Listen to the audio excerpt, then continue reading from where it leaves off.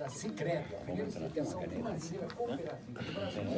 E você já sabe que na Sicredi quem coopera cresce. É fina, viu, bicho? Cuidado, não perder. O que é? Sicredi? Uma bica especial que veio da China. Qual que é a bica? A bica. A bica. Sabe que quem inventou da bica é argentino, né? Sabia? O cara colocou uma esferinha lá para ficar rodando, ele acabou inventando. E bom dia! Hoje nós estamos recebendo aqui no Metrópole em Foco o Ricardo Fabrício. Ele que é graduado em Direito, é jornalista, escritor, consultor empresarial e educacional e também professor. Ele exerceu aí as funções de supervisor de capacitação profissional da Secretaria de Desenvolvimento Econômico e do Trabalho de São Paulo, onde ele implantou ali projetos de qualificação para mais de 30 mil participantes entre os anos de 2009 e 2011. E também promoveu a inserção de mais de 12 mil pessoas no mercado de trabalho. O Ricardo é diretor superintendente do Instituto JB de Oliveira de Educação e Capacitação Profissional, voluntário há mais de 24 anos na ONG Amigos do Bem, essa eu conheço, hein? Que atua desde 93 no sertão nordestino, né? Atendendo mais de 13 mil famílias, cerca de 60 mil pessoas em situação aí de extrema miséria, né? E no serviço social Perseverança, que não tem mais de 2 mil crianças carentes em São Paulo.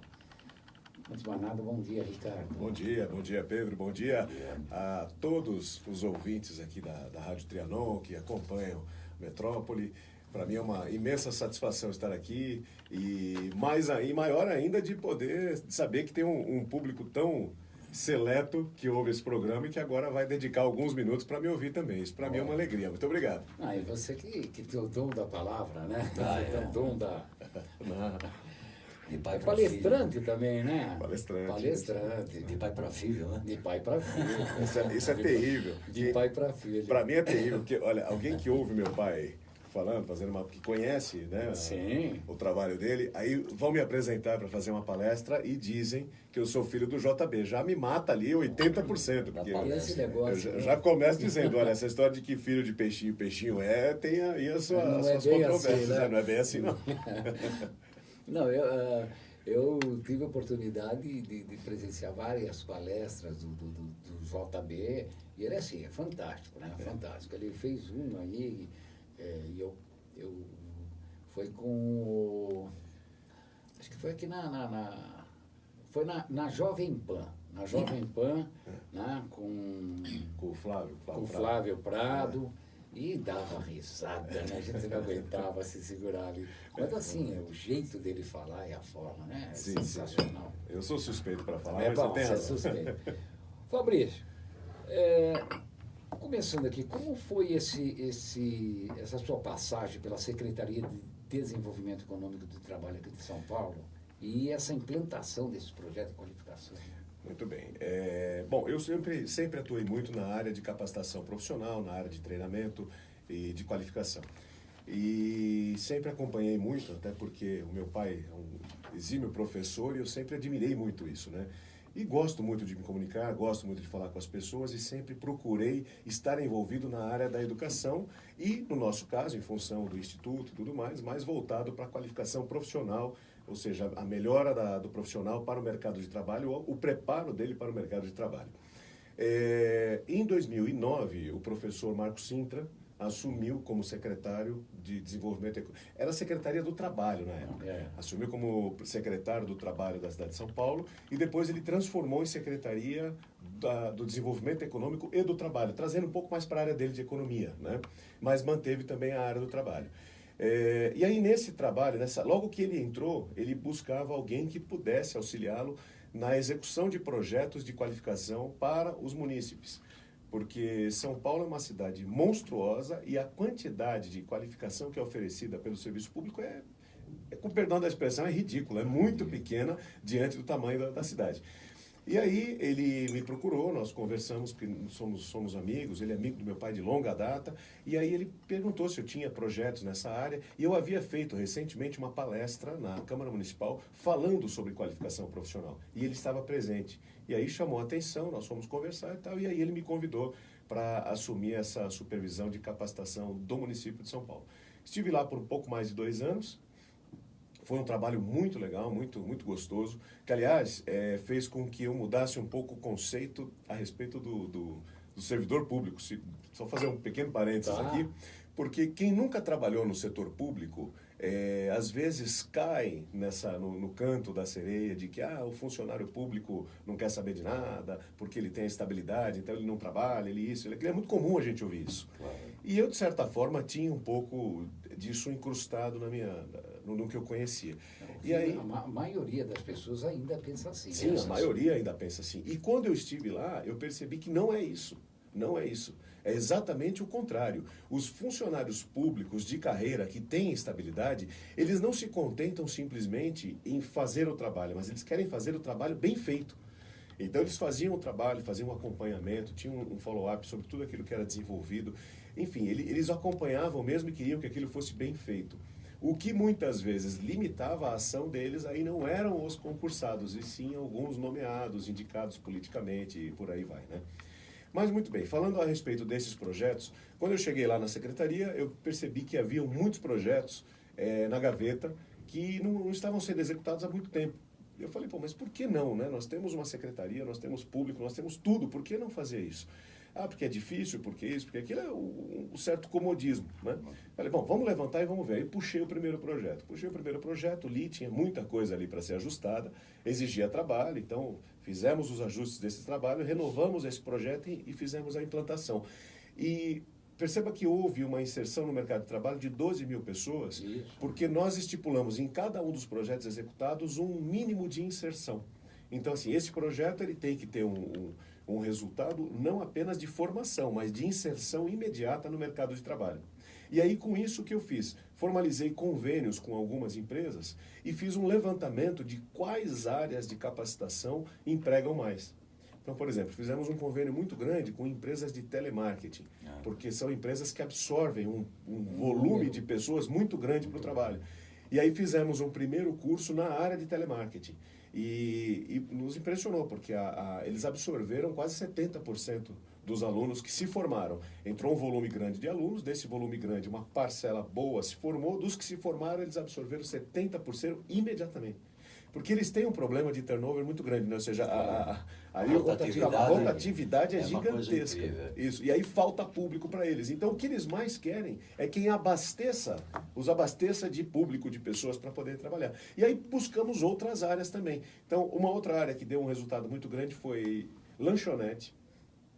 E aí nós tivemos a satisfação de receber a visita do então presidente do McDonald's do Brasil, que as pessoas falavam, mas eu vou trabalhar em lanchonete, eu vou ser chapeiro, eu nunca vou ser nada na vida, vou ser só chapeiro, eu não vou sair disso, não sei o quê, não sei o quê. E ele disse que não, que ele havia sido chapeiro, foi a primeira função dele no McDonald's foi chapeiro, hoje ele é presidente da instituição. Então, existe um conceito também um pouco errado de que as atividades menores dentro de uma empresa não têm um futuro. Não tem um crescimento, não tem um futuro, não tem um plano de carreira, e tem, né? É o caso dele. Uma outra, aí dentro desse segmento de lanchonetes vieram quase todas, né? Também na área de mecânico de automóveis, também fizemos um curso de formação para reparador automotivo, a gente chamava, mas formava o camarada como mecânico de automóveis e também teve uma absorção grande do mercado. Tudo isso em 2009 e 2011. Entre 2009 e 2011. Já não era mais carburado. Não. Já não era mais. Então aí já tem uma noção mais aguçada da coisa. Exato. Deixa de ser um pouco mecânico, passa a ser um pouco mais técnico, eletrônico e por aí vai. Mas foi um trabalho muito gratificante em função do resultado. Nós conseguimos uma parceria com algumas universidades também que ofereceram para nós as salas de aula. Então, assim, a verdade, nua e crua, é que eu acabei saindo de lá por questões profissionais, fui buscar outros caminhos, mas se tivesse sido continuado esse trabalho dentro da secretaria, nós teríamos hoje um nível de munícipes muito mais qualificados para o mercado de trabalho. Muito mais. Eu fiz até eu estava fazendo aqui enquanto você falar, eu fico vendo o seguinte, várias iniciativas que passaram pela cidade de São Paulo, que passaram pelo estado de São Paulo, muitas delas, elas começam, tá bem, começam um resultado positivo e, de repente, pá, estanca. Exato. Isso aí é o que é? Eu acho que em São Paulo o que nós precisamos fazer? É projeto de governo ou projeto de Estado? Ixi, é projeto. Não, Assim, tem que ser um projeto de Estado. Tem né? que ser um projeto de Estado, eu diria até um projeto social. Né? Se você pensar na sociedade como um todo, você consegue fazer um projeto que tenha continuidade. O grande problema não é que os projetos sejam mal feitos ou que não há a possibilidade de continuidade. A questão política, é né? política, É política. porque aí entra uma nova gestão, essa gestão quer mostrar trabalho. E a maneira que eles entendem que é mostrar trabalho não é continuando o anterior, mas é querendo criar alguma coisa nova. Poxa, mas você vai mexer num time que está ganhando para quê? Continua investindo nesse time para esse time crescer, né? Trazer mais resultado e não criar um novo projeto. Porque aí você vai começar tudo do novo, tudo do zero, bater a cabeça onde outros já bateram cabeça, vai encontrar os mesmos gargalos. Pô, pega um negócio que já está pronto e dá continuidade. Então esse é o grande problema que nós temos hoje. Isso em nível nacional, sem dúvida, mas a gente observa muito isso aqui em São Paulo. Tivemos um governo anterior aí, que era o governo do PT. Aí, de repente, muda. E antes do PT, havia um governo, era do... Era o PSD. Era o PSD, que era PSD, mas não era PSD ainda, né? Então, o que acontece? Os projetos que vinham até então com o prefeito Kassab pararam todos para entrar o Haddad. Entrou o Haddad, implantaram-se alguns projetos, parou tudo para entrar o Dória. E o Dória parou no meio do caminho para entrar o Bruno Covas. Então, assim, vai mudando gestão, e a cada mudança dessa gestão, você interrompe uma série de processos que são bons e que bastariam apenas atenção. Alguns talvez até não sejam tão bons assim, mas de repente entra uma outra equipe técnica melhor que a anterior, ou com uma outra visão, não é questão de ser mais competente ou menos competente, mas com uma visão diferente, de repente vê o ponto que a gestão anterior não viu. Pega aquele projeto e continua, dá continuidade. Mas, infelizmente, não é o que acontece. Fabrício, nós entrevistamos aqui a única rádio, eu acho, né, que abrimos espaço para os 32 prefeitos regionais. Os prefeitos regionais, eles toda vez que eles aparecem na mídia é para apanhar, nunca para dizer o que está sendo feito naquela região. E nós fizemos algumas experiências. Nós trouxemos sociedade civil, então pegamos o prefeito de Pinheiros, Prefeitura Regional de Pinheiros. Você falou que mora no Alto da Lapa, Prefeitura Regional da Lapa. Mas são assim, são bairros que são bem formados, são bairros que têm uma infraestrutura boa, né? Precisa de ajustes, precisa de zeladoria, sim, mas nem tanto quanto a cidade Ademar, quanto Grajaú, essas regiões mais afastadas. Né? E percebemos o seguinte, você tem ali prefeitos regionais competentes, porém, poucos conhecem a realidade do local. Mas trazendo a sociedade civil, você começa a entender. E muitas vezes, o munícipe ali, ele tem uma ideia que parece simplista demais, mas é a que realmente vai funcionar, porque ele vive aquele dia a dia. Ele conhece o que é sofrer dentro de um ônibus, sabe o que é uma rua esburacada, e eles têm, muitas vezes, alguma solução, tá? Muito simples, mas que resolve aqueles problemas. E eu vejo exatamente ao contrário, toda vez que você muda uma gestão, parece que não quer ouvir o povo. Exatamente. Né? Não escuta o que o povo tem. E você tem que ter discernimento, você tem que ter humildade suficiente para poder entender e ouvir aquela pessoa que ela pode trazer. E eu vejo que essas coisas não funcionam na área política.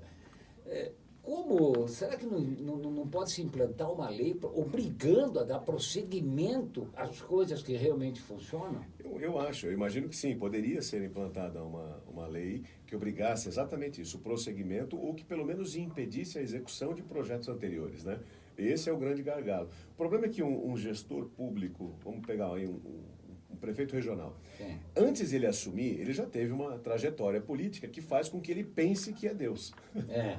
O instante em que ele assume uma posição Ele dessa, aí ele acredita que é. passa a ter certeza que é Deus.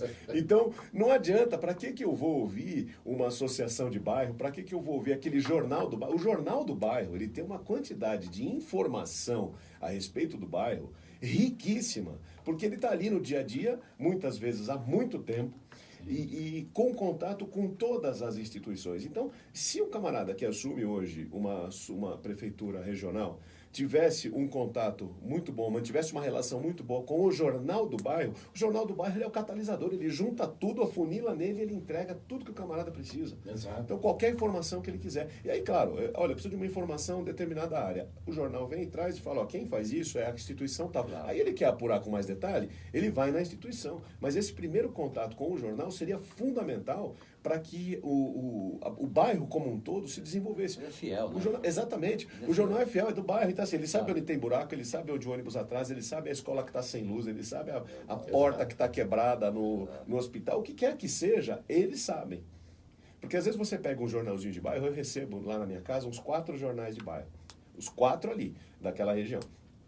E tem às vezes detalhes do tipo... a querida professora fulana machucou o seu braço jogando vôlei com os alunos. Cara, se eles têm esse nível de conhecimento, imagine em nível um pouquinho maior, falando-se de uma rua, falando de uma instituição como a própria escola, como um hospital e assim por diante. Ele é porta-voz dos anseios também da comunidade. Sim, exatamente. Né? Então, é muito importante, é uma mídia muito importante. Sim, fundamental, fundamental.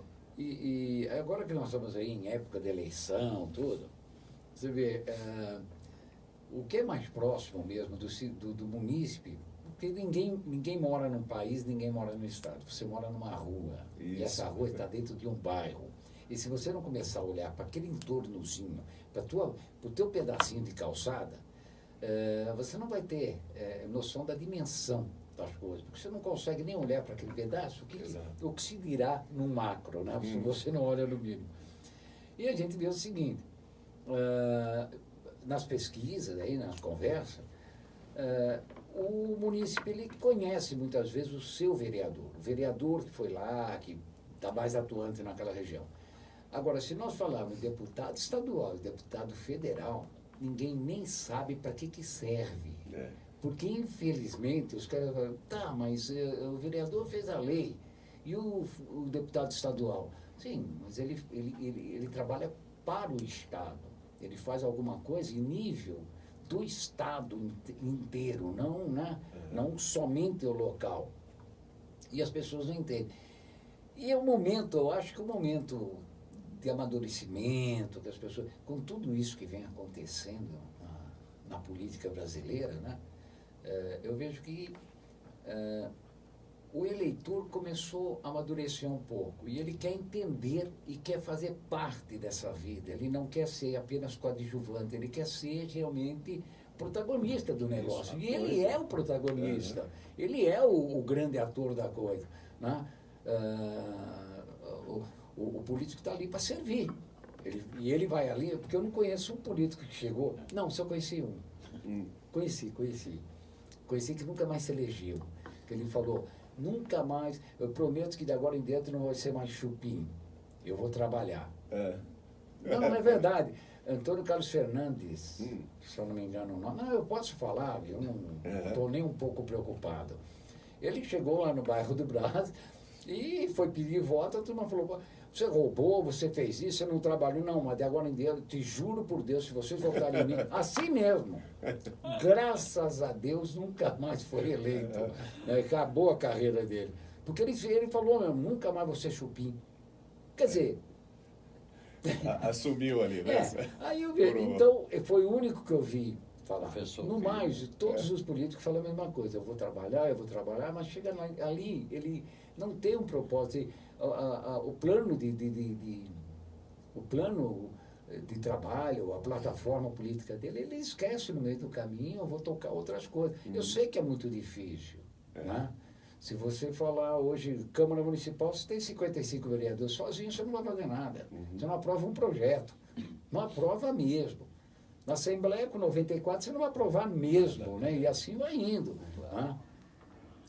E aí a gente fica preocupado com projeto de governo ou projeto de Estado, né? E essas coisas não podem parar. E o que se fala é só projeto de governo, né? Você não vê ninguém falando em projeto de Estado. Exato. Né? Isso é impressionante.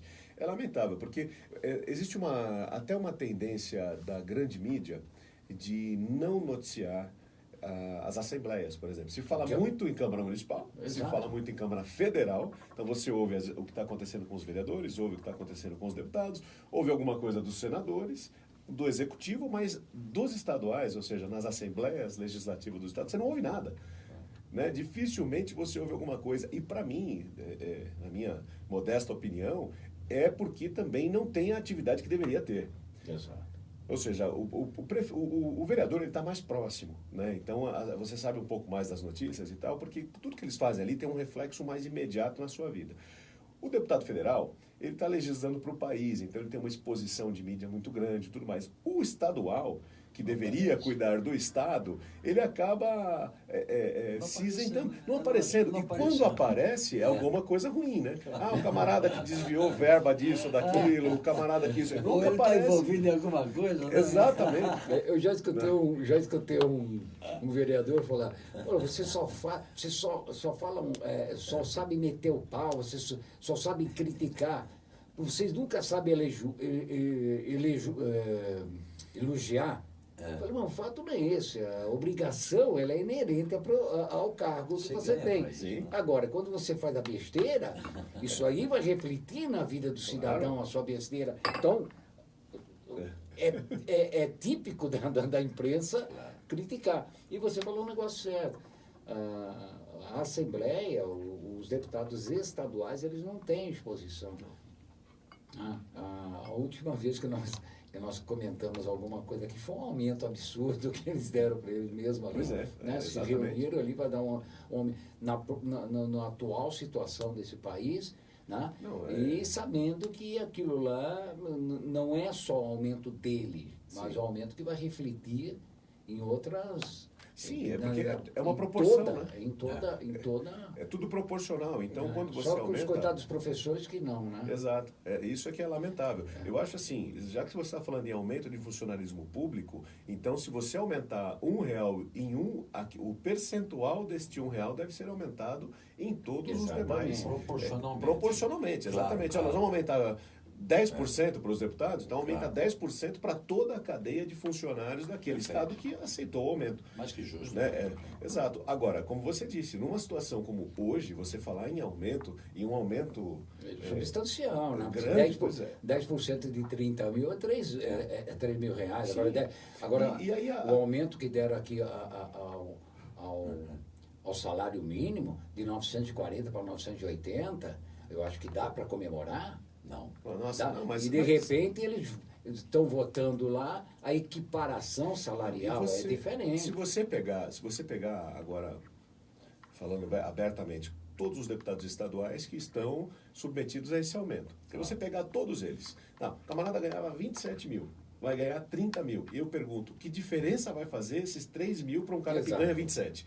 3 mil faz diferença para um cara que ganha 1.000. Ou o cara que ganha 3 mil, ele vai ganhar outros 3 mil. Aí faz diferença. Agora, para quem já ganha 27, seria até uma questão moral. Você falar, não, eu não quero, eu não aceito. Não faz sentido isso. Faz sentido. Né?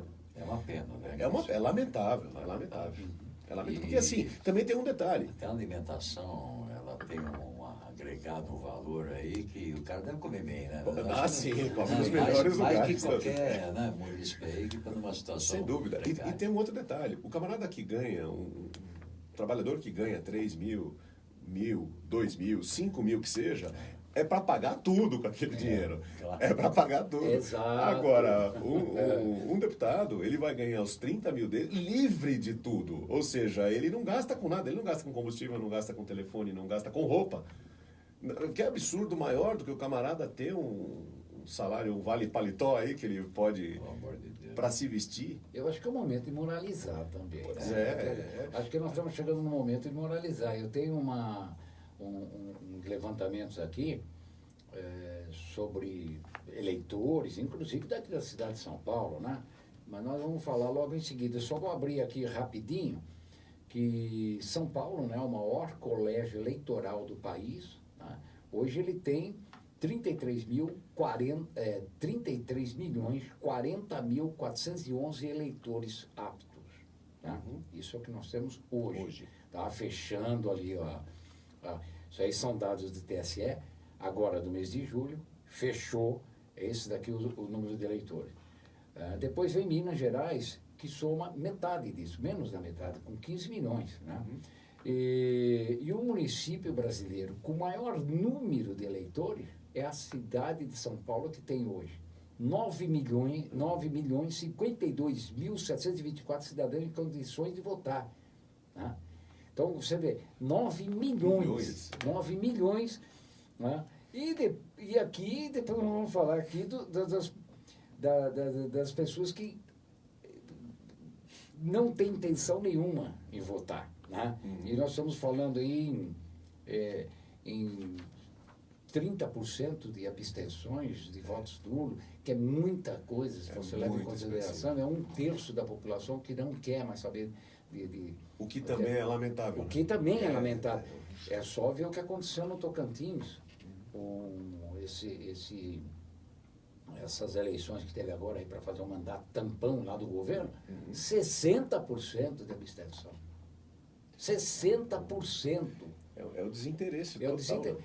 Mas a gente tem precisado o seguinte: a população tem que entender que o voto branco, o voto nulo, abstenção, não comparecer, isso aqui não leva a nada.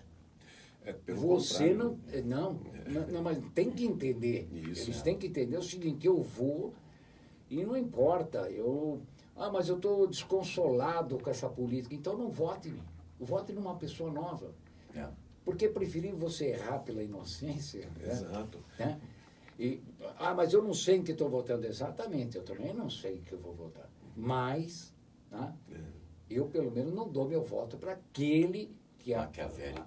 Não, para aquele que eu já conheço. Claro. Isso aqui é muito importante. Eu só vou pedir é que nós vamos entrar no pequeno intervalo, Fabrício, e nós voltamos logo em seguida aí no segundo bloco. Lembrando que esse programa ele tem o oferecimento do Sicredi, que é a primeira instituição financeira cooperativa do Brasil, e na Sicredi, quem coopera, cresce. Com vocês, o som que tem embalado Então, os maiores prêmios do ano. Eu aceito sim, por favor. Eu estou só, assim, procurando não falar em voto, porque aí é proibido, né? Está proibido incluir o voto. Claro. Né? É pré-candidato, continua pré-candidato até amanhã, não é? Exatamente, até amanhã. Isso aí pelo menos eu vi, cara. Cara, mas olha, eu vi umas coisas, isso aqui só é um levantamento, isso aqui é real, isso aqui é o que nós temos. Como é o nome dele?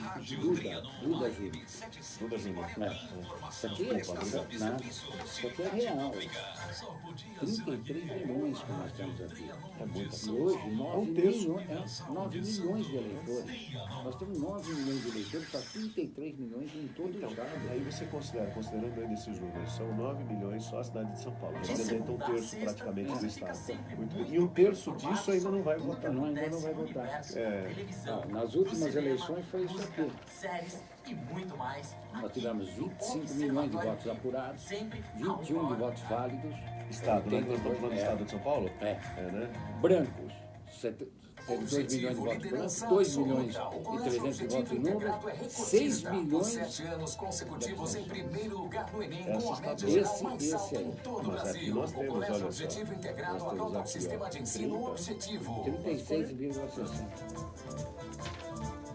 Cerca de A 21 Prefeitura milhões. está promovendo a vacinação contra a paralisia infantil Aí, e o sarampo. pelas Leve seus contas filhos hoje, de 1 ano se a a gente menores levar de em 5 anos até a consideração UBS mais porcentagem, próxima com a caderneta de vacinação um e o cartão estadual SUS em mãos. precisaria ir para se A eleger, campanha não vai até o dia depender 31 de do agosto quociente e o dia da eleitoral, mobilização é 223 18 de mil agosto. votos. Vamos E um juntos federal para derrotar a 300 paralisia mil votos. Eu não infantil sei e o se essas sarampo. contas Para vocês saber já mais, chegaram. É mais ou menos ligue isso. ou É acesse o lógico site que da Prefeitura. o Prefeitura bom de São seria Paulo. você Precisa lutar saber, é nosso dever. para 230 mil votos, você não depende de ninguém. Exato. Entendeu? você entrou com o voto limpo. Eu não dependo de ninguém. Né?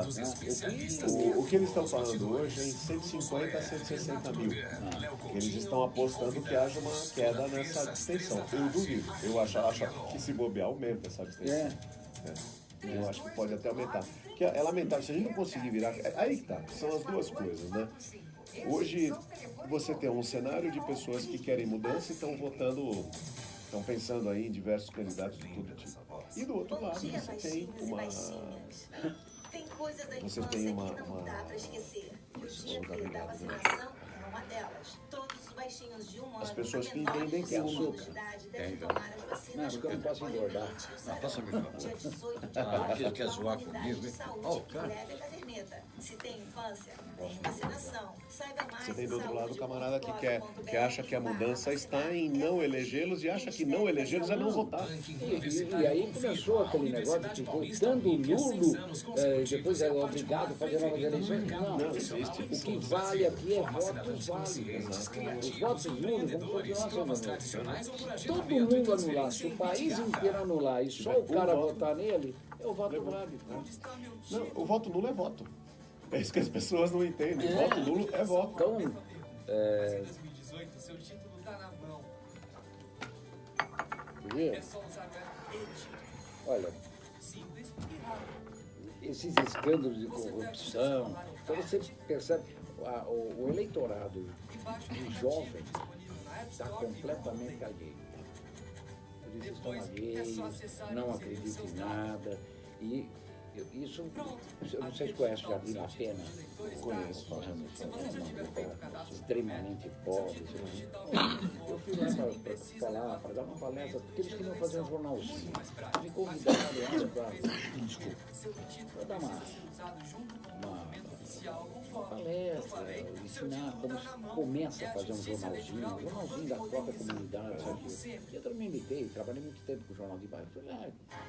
Aí eu falei, olha, mas eu não sei se vocês estão assim, tão preocupados, vocês têm isso aqui na mão. Se você estiver no lugar certo, no momento certo, o jornalista você não sou eu, não é Fabrício, não é JB, não é ninguém. Exato. Eu também está lá na imprensa oficial, você está sentado aqui, eu também. Isso aqui, O cara tá lá, vendo acontecer. 16 garotos, de 14 a 17 anos, começaram a fazer um levantamento no bairro, de tudo que eles queriam. Tá, agora nós temos aqui, agora eu boto vocês aqui na bancada, trago o prefeito regional, vocês vão conversar com o cara. E você é mediador. Eu acho que foi uma das melhores coisas que eu fiz. Sabe, você desperta a cidadania no garoto, sabe, e a vontade de ele começar a querer participar.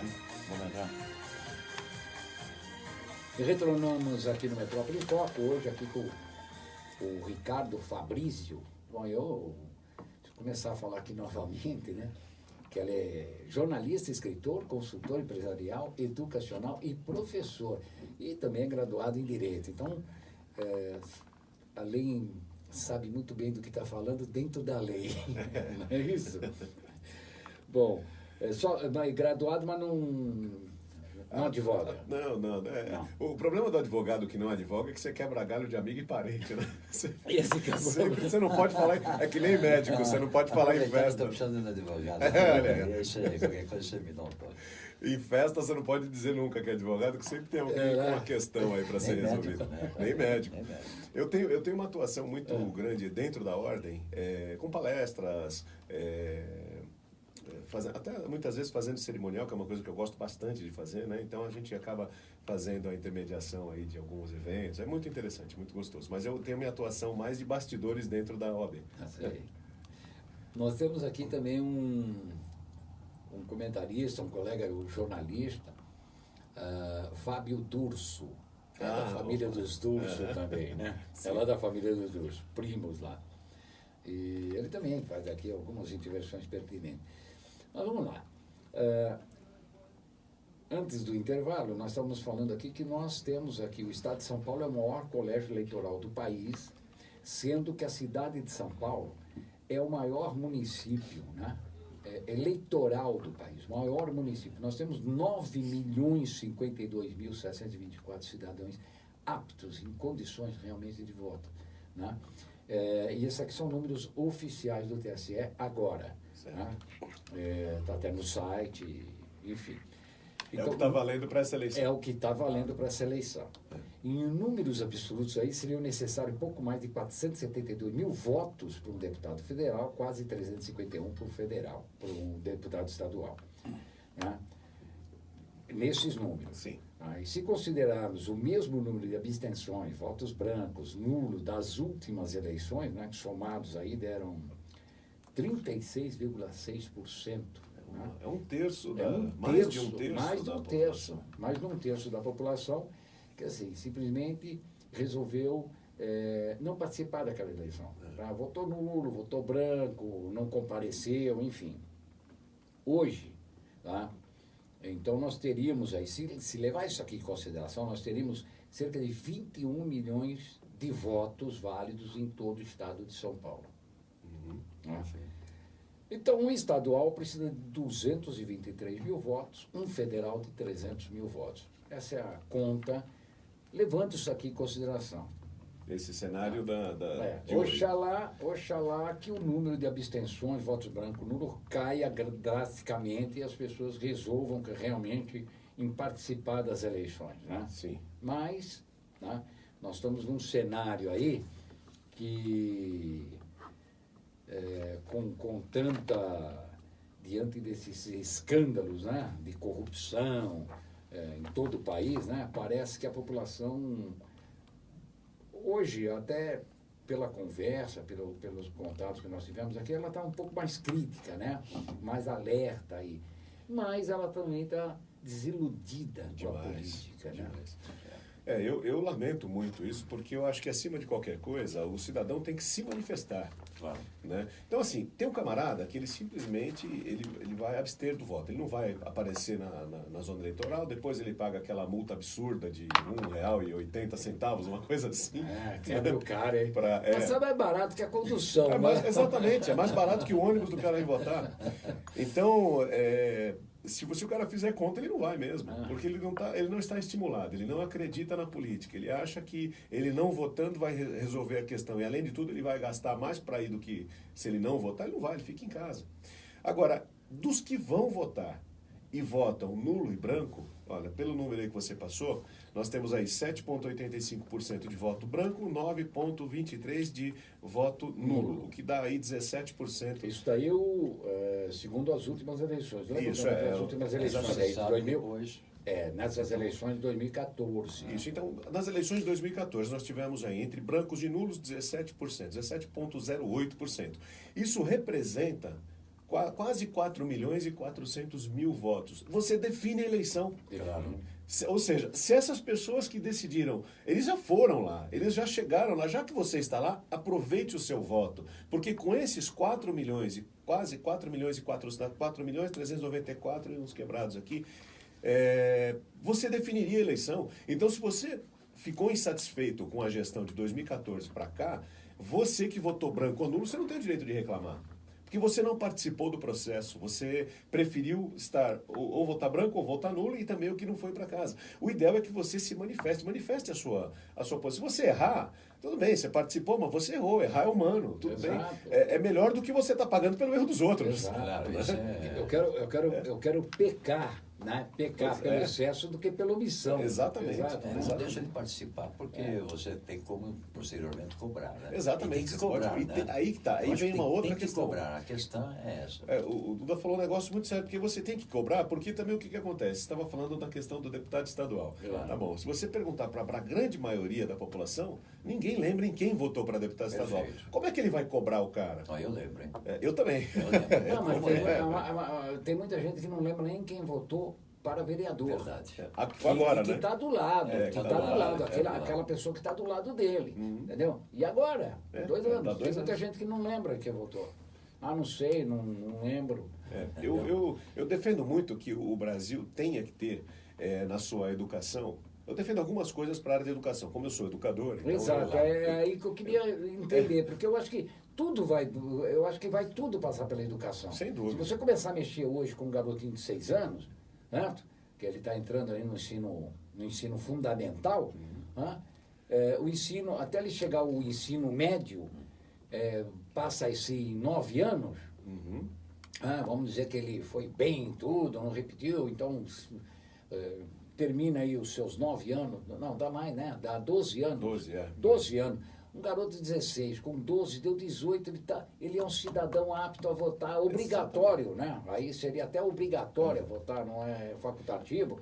Mas veja bem, você criou uma pessoa com senso crítico. Sim, claro. Cidadão, realmente, entendeu? E eu quero chegar nisso aí, falar sobre educação. Eu acho que é o caminho. É o caminho, não tenha dúvida. As pessoas reclamam muito, mas tem problema de segurança, de saúde, de trabalho, de transporte. Sim, tudo bem, tem essa série de problemas. Mas se você resolve a raiz delas, que é a educação, resolvendo a educação, o reflexo natural é que você resolva todo o resto. Porque aí você vai formar um cidadão completo, uma pessoa mais educada. Não aquela educação do por favor, sim senhora, que você aprende em casa, né? Por favor, obrigado, sim senhora. As palavrinhas mágicas é em casa que se aprende. Mas a educação como cidadão, né? A educação social. Convívio social. Né? O convívio social, o respeito, né? E além disso, outras coisas que eu defendo muito para a escola e desde o fundamental é o ensino de política. Claro que você não vai ensinar a política aplicada para uma criança, mas você já começa a ensinar para ela a importância da participação política do cidadão no país. Do instante em que o cidadão está envolvido politicamente, o país cresce politicamente também. O país precisa aprender a votar e ele tem que estar envolvido. Então eu defendo muito a política como matéria obrigatória a partir do fundamental, o direito como matéria obrigatória também a partir do ensino fundamental, porque é a mesma coisa. Se você pegar um cidadão formado, eu digo assim, um camarada até de nível superior, e pedir para ele descrever quais os direitos e os deveres que ele tem, ele vai descrever alguns, mas vai ficar longe, mas muito longe da metade, né? Porque não sabe, desconhece. Então, do instante em que a pessoa passa a conhecer os seus direitos, mas assim, ensinado dia a dia, né, em doses homeopáticas, você ao longo da tua trajetória escolar, você vai ter plena ciência. Mesmo que você não saiba listá-los, mas ele está intrínseco em você, de forma que você não vai cometer nenhum excesso, porque você vai saber exatamente quais são os seus limites, separando o que é dever e o que é obrigação.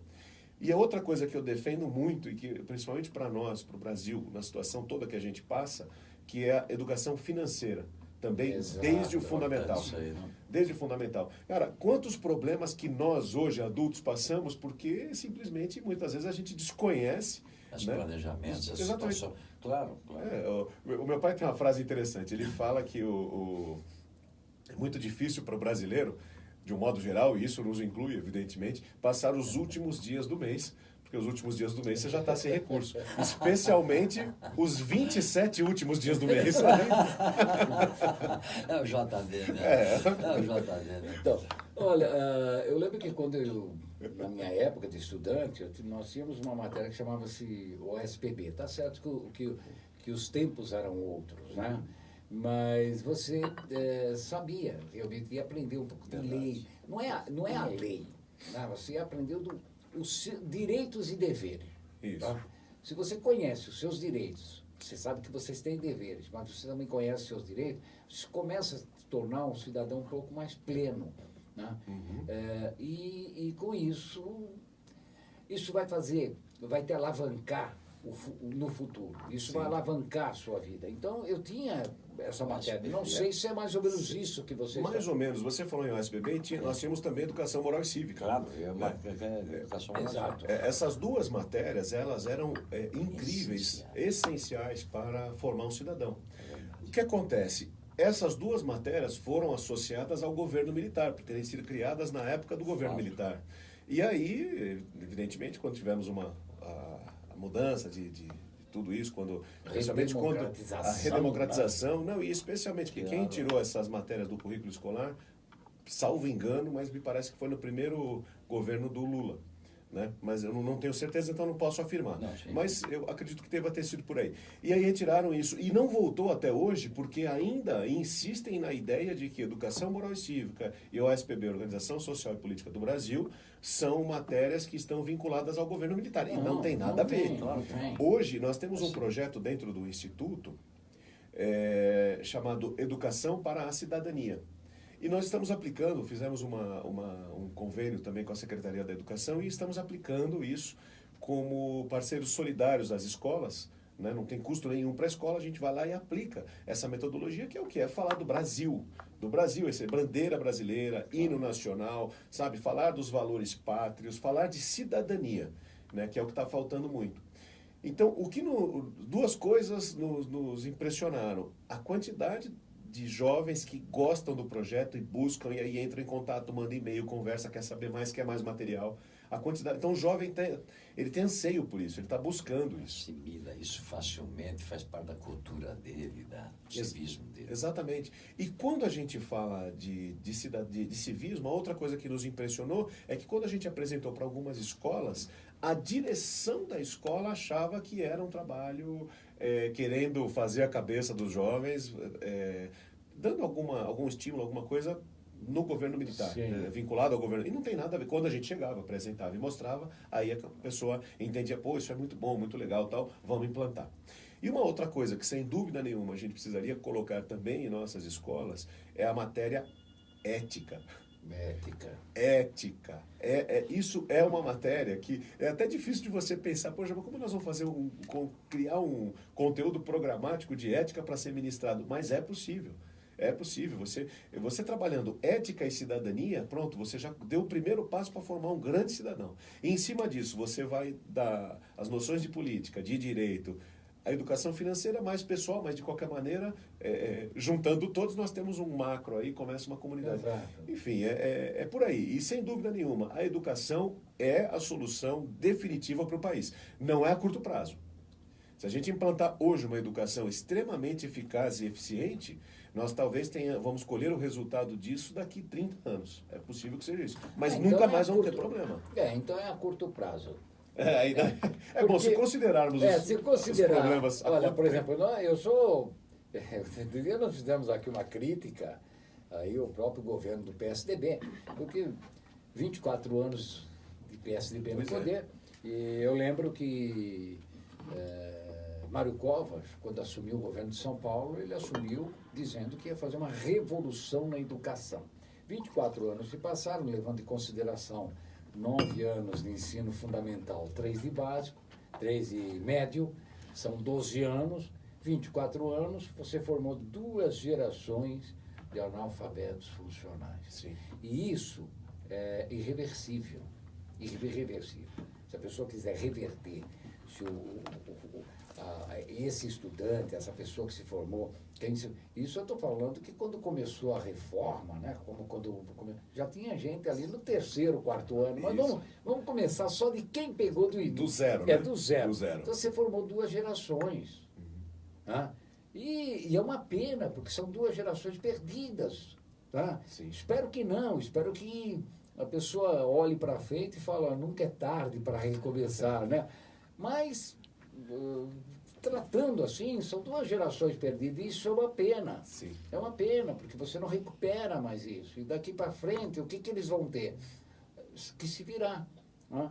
E, de repente, como você está falando, 30 anos, tudo está ótimo, mas se a gente começar agora, eu acredito muito, eu só acredito que um país ele só vai para frente com a educação. Isso aconteceu com o Japão, isso aconteceu com todos eles. O Japão até tem uma coisa muito interessante, que o Japão ele fez exatamente o que não se faz no Brasil.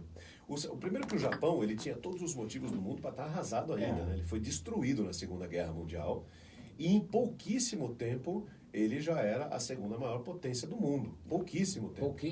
Agora, o que foi valorizado no Japão? A educação, em primeiro lugar, e, em segundo lugar, os idosos. Porque você não pode desconsiderar a história e a experiência de uma pessoa idosa.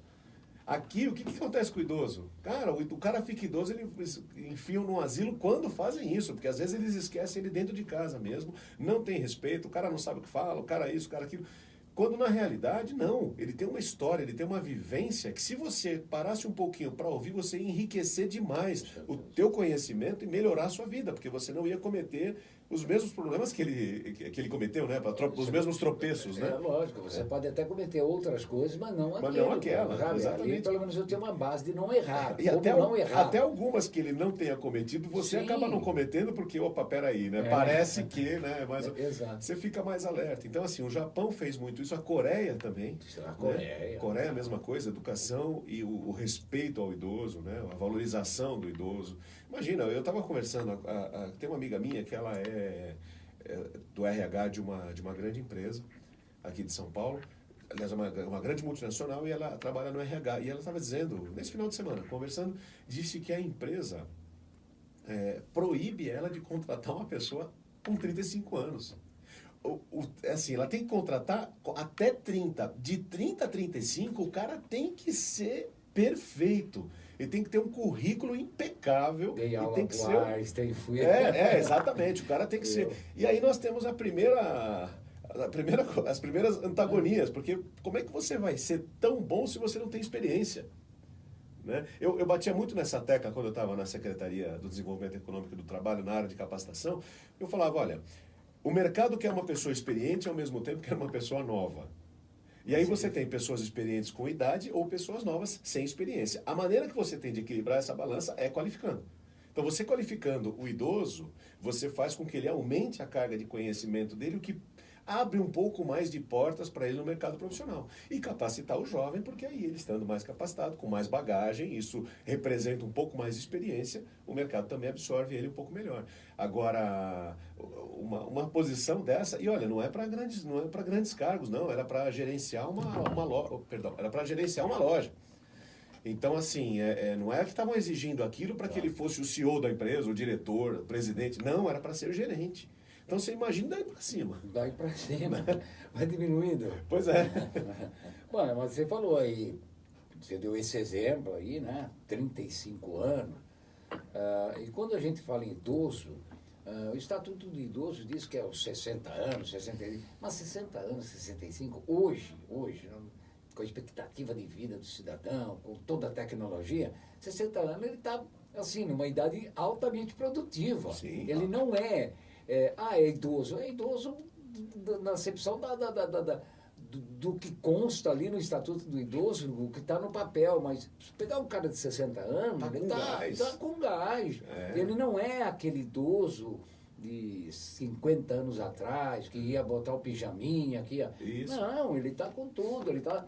Talvez hoje o idoso aí, para levar mesmo em consideração, acho que começar com 75 para 80 anos. Daí para né? mais, porque você vê a quantidade de pessoas que são extremamente ativas, desenvolvem diversas atividades. E ativa em todos os sentidos, não só intelectual, mas até físico. Né? O camarada corre, o camarada faz um monte de coisa com 75, 77 anos. Exato. Né? Se me permite até fazer um parênteses, a nossa presidente lá do Serviço Social Perseverança, que é onde eu também sou voluntário, ela é extremamente ativa. Hoje nós temos lá 6 creches. Dona Guilmar. São 6 creches, 3 centros de juventude que reúnem aí um pouco mais de 2.000 crianças, fora todo o trabalho que é realizado pelo Serviço Social Perseverança, e ela tem 91 anos. Cara, ela pega o carro dela, ela vai visitar as creches, ela visita todas as creches. Maravilha. Vai nas creches, brinca com as crianças, rola no chão. Cara, ela sobe em árvore, ela tem 91 anos. E é de uma capacidade intelectual incrível. Você senta do lado dela, você começa a conversar, você fala, meu Deus do céu, onde cabe tanta informação, tanto conhecimento, né? E se você tem um pouco aí, pelo menos teve um aprendizado, né? Escolar, nos bancos escolares, você vai se sentir honrado em sentar do lado de uma pessoa dessa e falar, deixa eu absorver, porque ainda dá tempo. Porque, não, mas é verdade, deixa eu absorver. Isso eu falo pelos meus filhos, que sentavam do lado do meu pai para escutar isso aqui. E eles falavam, sentava ali, o vovô falava, contava aquelas histórias, e às vezes repetia 200 vezes a mesma coisa, mas é normal, né? Contava as coisas. Mas ele falou, o que ele ensinou, eu não vou aprender nunca.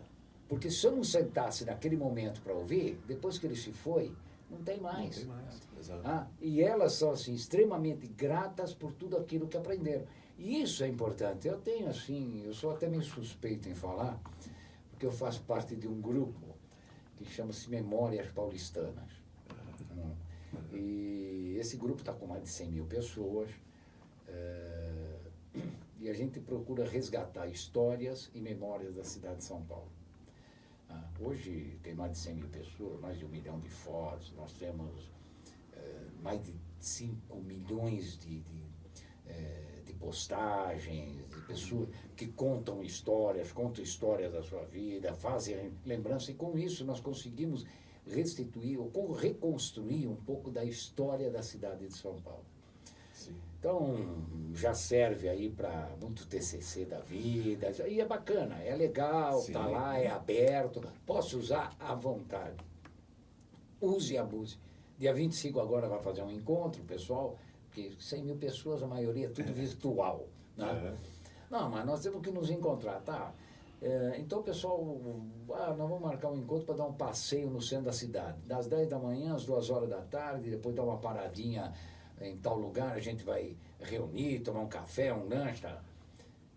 160 pessoas já confirmaram o presente.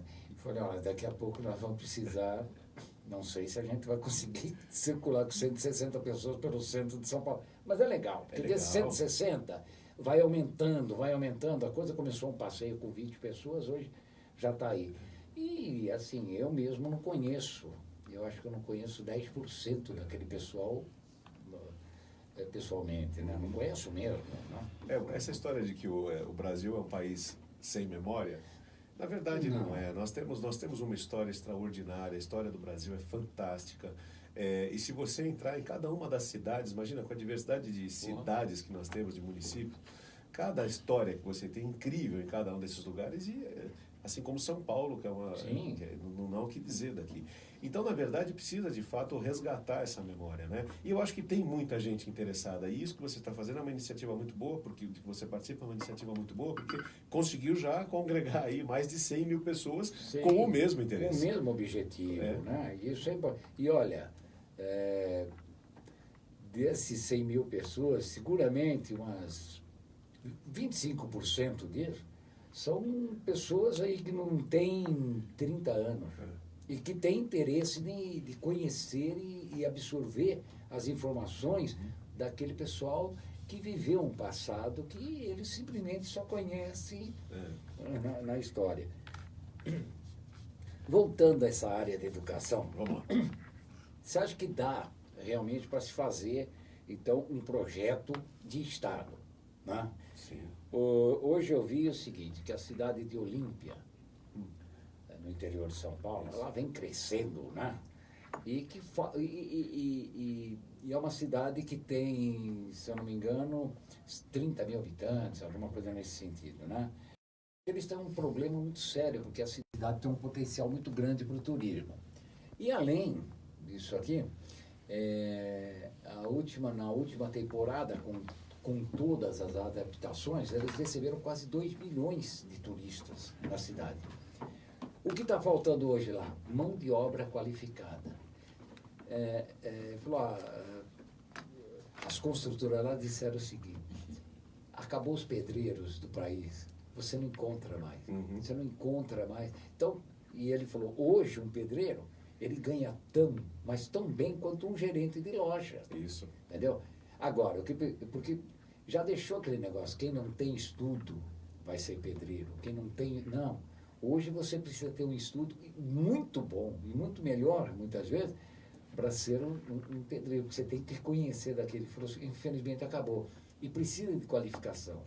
Sim, Por que não se implanta isso? Pois o caso de Olímpia é um caso emblemático, eu conheço um pouco lá da cidade, a gente acaba estudando o estado todo. Olímpia é uma cidade que antigamente, essencialmente, vivia da plantação de cana, né?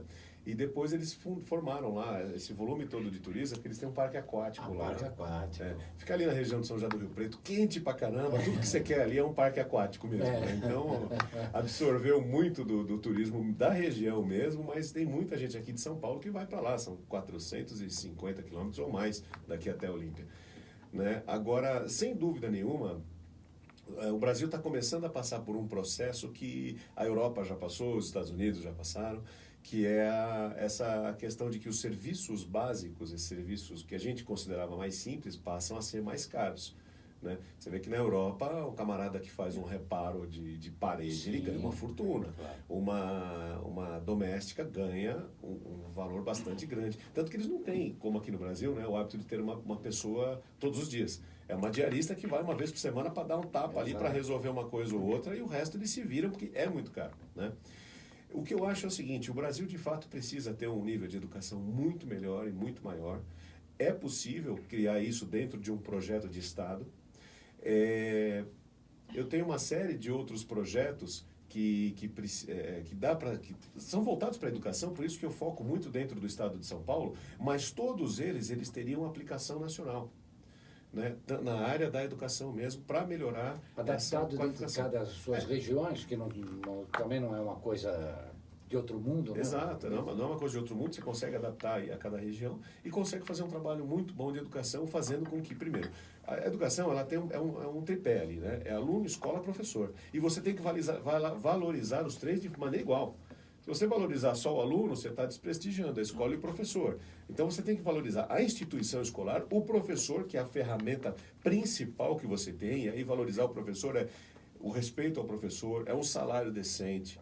No Japão, o único camarada que não se curva para o imperador é o professor. E, aliás, é o único cara para quem o imperador se curva, né? Até porque, se não fosse por ele certamente não seria imperador, né? Exatamente. Essa mesma justiça Não, nem mas Japão, é uma verdade, né? É? Mas é verdade. Então, assim, o imperador se curva a um professor porque sabe a importância que ele tem. E aqui no Brasil, nós tratamos essa classe, que é, para mim, a classe mais importante de profissionais, porque o camarada só vai conseguir chegar a algum lugar se ele passar pela educação e passar por um professor. Então, tem que ser valorizado o professor e também tem que ser valorizado o aluno. Essa coisa que você falou, né, da quantidade de analfabetos funcionais que foram formados aí nesses últimos 27 anos, é aquela coisa de que a escola finge que ensina e o aluno finge que aprende e está tudo certo.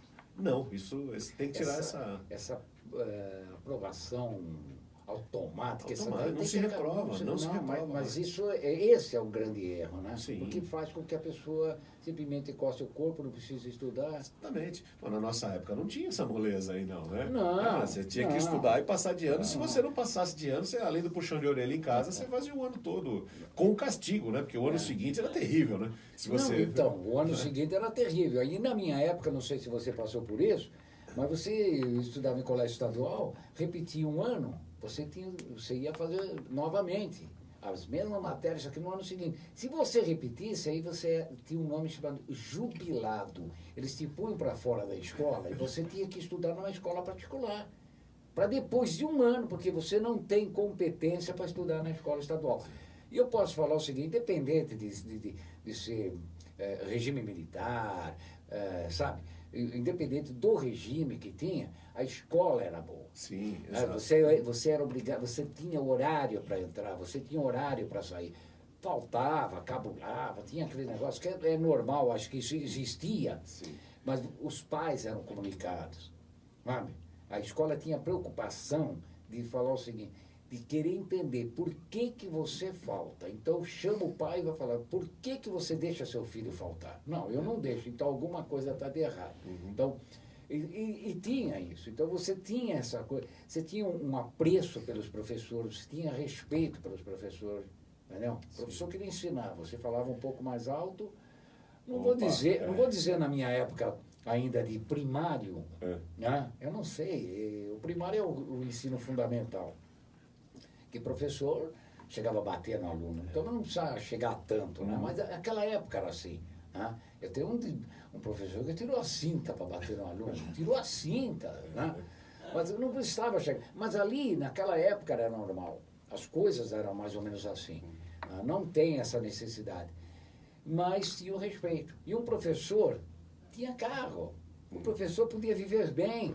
Hoje o professor, coitado, ele não tem, além de não ter segurança, não tem nada, né? R$2.000, R$2.000 e pouco. Olha, o cara estuda, se forma e é obrigado a estar sempre se requalificando, porque ele não pode simplesmente se formar, pegar um diploma e falar de hoje em diante acabou, eu só vou dar aula. Não, não é isso. Ele tem que estar... E fora o risco, né? Porque hoje, recentemente foi aprovado aí uma lei de que os pais vão responder pela agressão que os filhos cometem aos professores.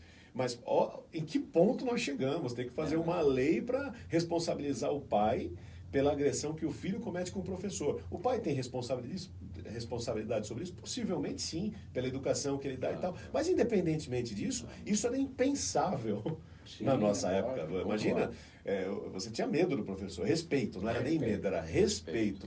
Né? E era o respeito pelo professor. Né? Isso, infelizmente, é uma coisa que não acontece mais. É lamentável, é lamentável. Eu tenho contato com alguns dos meus professores. Recentemente, reencontramos um grupo da escola aí pelo WhatsApp, então a gente está conversando e a gente fala de um professor, de outro, e fica aquela saudade da dureza do cara, porque hoje não tem mais isso. E uma coisa interessante que você falou, que antigamente o castigo era ir para a escola particular.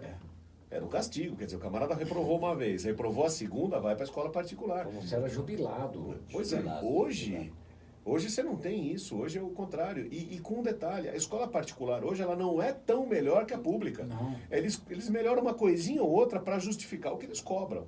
Exatamente. Mas não é tão melhor assim. Na verdade, nós temos um currículo exigido pelo MEC que é ridículo. Recentemente eu fiz uma postagem aí de um vídeo dizendo que às vezes a gente vê uma coisinha de pouca qualidade, sei lá, pega um negócio que não é legal, uma caneta que não é boa, e você usa uma brincadeira que até é muito preconceituosa, que fala, isso aqui veio do Paraguai. Né? Isso aqui, como se o que viesse do Paraguai fosse tudo ruim. E não é assim. Né? Agora, o interessante é assim, você quer comparar alguma coisa com o Paraguai, compara a educação. O currículo escolar deles é incrível, é muito maior que o nosso. Então, o camarada sai da escola, além com mais noções de cidadania e tudo mais, com um conhecimento geral muito maior do que o camarada. Você falou, aqui no Brasil a gente forma analfabetos funcionais. Porque é evidente que isso tem um interesse por trás de tudo isso, mas de qualquer maneira, né? Tem o interesse, mas nós temos que começar resolver a pensar isso, né? Pela realidade, porque até quando vai esse interesse? Aí vai lá de novo, o interesse tem que ser no país, no crescimento do país. Exato. É o interesse de uma política de Estado. Né? Enquanto a política for centrada no político, aí nós estamos mortos. Ô Ricardo, você está falando aí em projetos, né, que aplicados nos estados, mas que pode ser aplicado, vamos dizer, até no país inteiro, nacional. Lógico, dividido aí, olhando um pouco as nuances de cada região. Uma coisa é você falar do Acre, outra é você falar de São Paulo. Isso. Né? Então, mas tudo é adaptado. Sim. Tudo é adaptado. Né? Nós estamos aqui hoje fomos dormir com 8 graus. Aí podemos chegar a 25. Mas lá no Nordeste, certamente foram dormir com 20 e na tarde está 35. Então, é adaptável. Sim. Né? Tô lá, deixa andar de bermuda e camiseta, porque aqui nós andamos mas tudo bem. Veja o Duda aí, ó, cachecol. Agora me diz uma ninguém coisa. está vendo, né? Você como educador, hoje a educação, o que foi se aprovado aí, nós estamos falando de escola sem partido, nós estamos falando uma série de coisas, e eu acho que estamos esquecendo do essencial. O essencial. O essencial é um projeto realmente que valorize, como você falou, valorizar o professor, valorizar, resgatar, né, a escola como alguma coisa assim que realmente é a única forma de lhe dar um futuro, de lhe dar um norte. Tá? A menos que você tenha pai rico e que vai te deixar uma herança. E muitas vezes o pai rico que deixou uma herança, está cheio de pai rico aí, que hoje você vê todas as empresas quebradas. A MAP foi quebrada, tem muito camarada aí que quebrou, foi um monte de coisa.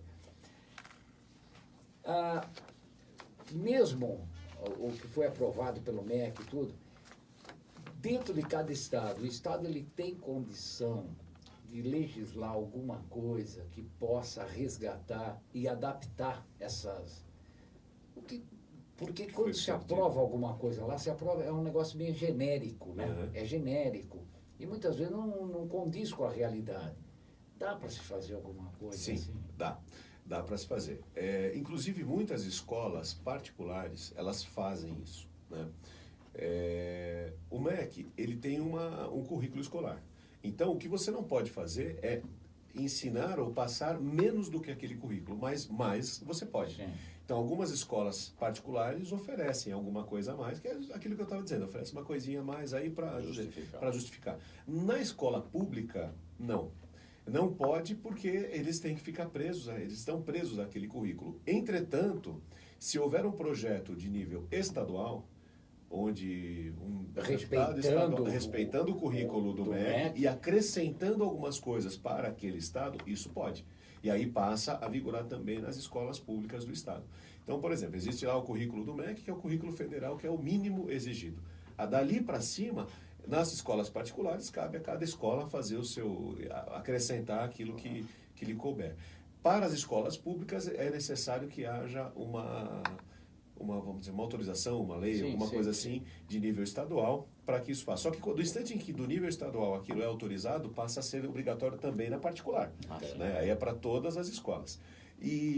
Mas mesmo assim, algumas escolas públicas, por iniciativa dos professores ou da direção da escola, desenvolvem atividades extracurriculares. E aí são inúmeras, né? Algumas fazem até alguma coisa profissionalizante, que é uma outra coisa que eu defendo muito, o ensino profissionalizante a todo custo. Porque o ensino profissionalizante, ele emprega imediatamente. É diferente do universitário. Às vezes o nível universitário, ele é muito bom, ele é necessário, mas ele cria uma série de exigências para a empresa contratar aquele cara. É um cara mais caro, é um camarada mais desenvolvido em uma determinada área, enquanto que o técnico, de repente, resolve o teu problema. Então, estimular o ensino técnico profissionalizante é muito importante, porque o camarada sai da escola e ele já está trabalhando, ele vai fazer faculdade trabalhando. Sim. E muitas escolas públicas fazem isso. Ensina alguma coisa de marcenaria, ensina alguma coisa de elétrica, ensina alguma coisa de obra mesmo, né? Para o camarada ser um empreiteiro pequeno ali e tal. É bem interessante. Pão, padarias que ensina, exatamente, o empreendedorismo. Algumas escolas, eu ia até chegar nisso, porque algumas escolas ensinam a oficina, né? O que o camarada vai fazer é o padeiro, é um curso de ofício. Então ele vai aprender a trabalhar com padaria, mas ele não vai saber administrar a padaria. Aí vem o empreendedorismo, que é para ensinar ele a empreender, ter a sua própria padaria e depois também administrá-la. Então existem poucas, mas existem escolas públicas que fazem isso extracurricularmente. E você como educador, você como diretor, né? Diretor superintendente do Instituto JB de Educação, Capacitação Profissional, não precisa nem falar que você é a favor do negócio. Existe, quer dizer, o que está faltando para que São Paulo... Olha, eu fico assim, meio receioso em falar só de São Paulo, mas nós somos daqui, certo? E se der certo aqui, oxalá que muitos outros estados copiem realmente, porque nós temos que pensar numa coisa assim muito maior, né, do que somente uma política estadual e uma política nacional. Nós temos que pensar, que você quando fala em pessoas, você tem que falar em seres humanos. E seres humanos é uma coisa que está lá na África, que está em qualquer outro lugar, e não é só aqui. Mas nós temos que partir aqui, não tem como você fazer. Por que não se faz isso? Olha, você já esteve numa secretaria, você já participou de alguma coisa, de repente você viu que tudo aquilo que foi feito simplesmente brecou. E poderia ter dado uma continuidade. Poderia. Eu ainda acredito muito na questão do interesse político, né? Isso que nós estamos falando, como nós estamos falando de São Paulo, mas na verdade tudo que nós discutimos aqui se aplica tranquilamente para o Brasil todo. Agora, por exemplo, quando você fala em ensino profissionalizante, eu lembro dessa época mesmo da secretaria. Aí nós fizemos cursos técnicos de capacitação profissional. Para você capacitar um camarada, mesmo que seja no telemarketing, pegando uma área. Sim. Está capacitando ele em telemarketing. Você entra em uma série de matérias que muitas vezes força o camarada a buscar mais informação.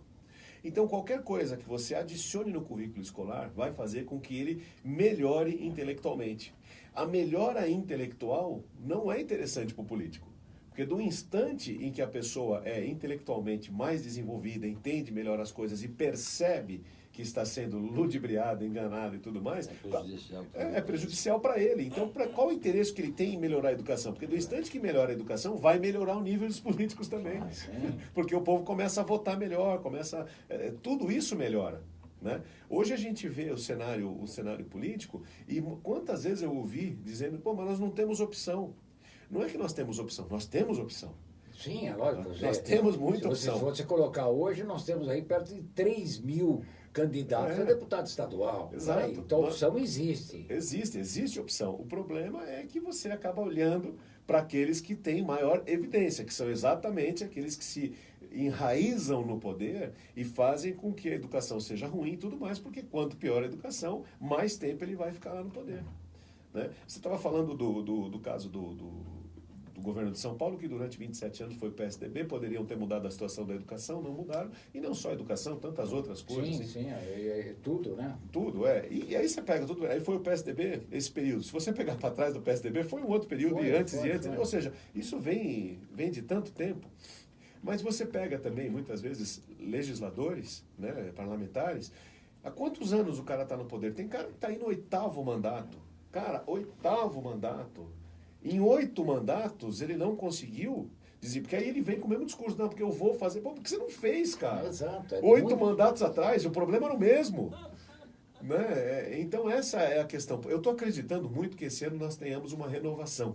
Eu tô confiante nisso, que haja uma renovação. E essa renovação ela é fundamental, ela é necessária. Primeiro que a alternância é um negócio importante. É importante. O poder ele tem que ter alternância, né? Primeira coisa. E segundo que já está provado que quem está hoje no comando do país, em todas as esferas, não está dando conta, não tem competência, não tem interesse em resolver o problema. Então vamos colocar alguém que tenha ou competência ou interesse, preferencialmente os dois, né? Competência e o interesse. Bom, então dentro da sua análise aí todinha, você é contra a reeleição? Muitas vezes, sim. Eu acho tá que... bom uma eleição, uma reeleição? Eu acho que o camarada, ele vai... Existem projetos que não conseguem ser executados em 4 anos, mas são poucos que não conseguem ser executados em 8. Então, se o camarada entrou no primeiro mandato, fez 4 anos de mandato, e aí está lá no meio do desenvolvimento, porque tem que aprovar, tudo mais, toma um tempo, tudo bem, aprovou, entrou no meio do mandato dele, com 2 anos, então ele tem só mais 2 anos. Em 2 anos, de repente, ele não consegue pôr em prática 100% desse projeto. Eu acho que caberia uma reeleição para que ele tivesse mais 4 anos para fazer esse projeto.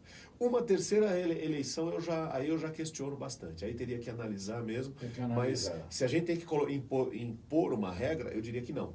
Aí eu não sou favorável, aí porque eu entro na questão da alternância. Temos que ter alternância. O camarada vai ficar lá, eu disse, fica 8 mandatos, não faz nada. Né? Ele vira dono. O cargo político não é profissão. Essa é a questão. Cara, eu não sou um deputado profissional, por exemplo. Cara, não é isso, não é profissão. Você está lá para representando uma parcela da população que votou em você, só que do instante que você entra, o que você faz não é só para atender aquela parcela, é para todo mundo, tem que ser bom para todos. E tem outras pessoas também com interesse em desenvolver outros projetos, então tem que haver essa alternância. Então não é carreira, você não pode fazer uma carreira como deputado, uma carreira como vereador. Sim, porque eu vejo vereadores com 40 anos de Câmara Municipal, você fala, vem cá, ele começou mas então ele não fez nada. Um aí que eu te falei, o Fernandes aí, que falou que era chupim do povo. O outro, um agora que não se elegeu, que vai de Mutran, e eu dou nome mesmo. Ele mesmo falou que quando for votar o aumento salarial dos vereadores, ele falou, eu não consigo viver com isso. Há 40 anos que ele percebeu isso agora que ele não conseguia viver. Por que ele não foi trabalhar? Por que ele não foi... Vem cá, se você não está contente na sua empresa, o salário não... Se você vai começar a melhorar, mandar currículo para outro lugar, você vai procurar o que é melhor para você. Porque é normal isso. Agora, não, a linha eu não largo, mas eu acho que eu tenho que receber mais. Então, é uns absurdos que você... você fala, não estão nem um pouco preocupados com a população, não tem comprometimento com o povo, não tem comprometimento. Viram as costas. Exatamente. Então, é onde a gente tem que pregar, olha, tem que haver realmente uma renovação. Não acredito numa renovação de 100%, isso aqui seria utópico. Seria utópico. Mas pelo menos, olha, se houvesse pelo menos uma renovação de 50%, já vamos começar a melhorar. Grande coisa. Já começamos a melhorar. Vamos pensar, porque desses 50%, certamente vamos ver, opa, melhorou, Na próxima a gente vai renovar novamente. E aí vai pegar aqueles outros 50% e vai começar a renovar. O Senado esse ano, aqui pelo menos aqui de São Paulo, né, nós vamos ter a renovação. Porque a Marta desistiu. O Datena caiu fora, bom, o Datena não era renovação, mas a Marta desistiu. O Aloysio também. Então, quer dizer, quem é que vai entrar? Mas o Aloysio ele tem ainda mais 4 anos, né? Não, Aqui era... Marta... O Aloysio Nunes, ele foi... Aloysio, é Serra. O Serra, isso. Serra. O Aloysio... Então, mas pelo menos não vamos ter renovação, porque você não vai trazer os mesmos. A menos que venha aquele outro de carreira, que parece que o Suplicy domina, cara. Ô Ricardo, infelizmente nós estamos chegando em cima da hora aqui, são 10 horas e 55 minutos, gostaria de ficar aqui conversando com você, adoro falar de educação, mas nós vamos convidar, tá? E aí eu vou fazer questão de trazer uma garotada que tem vontade de melhorar, eles querem uma educação melhor, tá? E isso vem lá da periferia, e eles, nós fizemos algumas experiências, alguns projetos com eles aqui, foi assim, sensacional, eles querem melhorar, tá? Mas eles não conseguem porque a política não deixa melhorar, mas eles querem melhorar. E eu quero trazer eles aqui para falar assim, ó, o que nós temos que fazer para essa coisa melhorar, tá bom? Que bom. Ricardo, muito obrigado mesmo, e volta, hein? Volto, com certeza. Eu que agradeço. Para mim, uma grande satisfação de verdade. Então, obrigado, Pedro. Obrigado, Duda. Obrigado à Rádio Trianon. Obrigado a vocês, ouvintes, que acompanharam aí o programa, tiveram paciência para me ouvir. Para mim é uma satisfação grande poder dirigir algumas palavras a vocês. E eu aproveito para fazer um convite. Se vocês puderem acompanhar o trabalho que eu desenvolvo, todas as minhas atividades, me procura no Facebook. Facebook você me acha como Ricardo Fabrício Oficial. Fabrício com Z. Nas outras redes sociais, todas, Ricardo Fabrício. No Facebook, Ricardo Fabrício Oficial. E quiser conhecer um pouquinho do nosso instituto, www.institutojboliveira.com.br. É isso aí. Muito obrigado, gente. E o trabalho que você faz também, desenvolve no Perseverança e nos Amigos do Bem. O Serviço Social Perseverança, perseverança.org.br. Você conhece um pouquinho desse trabalho social junto às crianças. E o trabalho social da minha vida, que eu sou apaixonado também do Perseverança, mas o dos Amigos do Bem, que hoje atende a mais de 13 mil famílias no sertão nordestino. Isso daí dá um pouco mais de 60 mil pessoas que são atendidas nos estados de Alagoas, Pernambuco e Ceará. Acesse lá o site, conhece amigosdobem.org. Obrigado. E retornamos amanhã com Metrópole em Foco. Lembrando que esse programa teve aí o oferecimento da Sicredi, que é a primeira instituição financeira cooperativa do Brasil. Na Sicredi, quem coopera cresce. Fique agora com o Lucas Neto, o melhor para a melhor idade. Com vocês, o som que vai embalar os maiores Muito bom, hein? prêmios do ano. Não, pelo menos a Justiça Eleitoral não vai falar nada. Olha o seu celular aqui. Você não pode pedir votos, isso aqui. Mas falar, isso aqui. E agora sim, depois do dia 16, aí eu posso fazer o convite como candidato. Como candidato, aí pode falar mais. Só não vai pedir voto. Entende? Entendeu?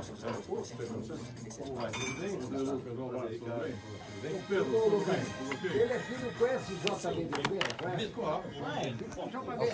Ah, que legal.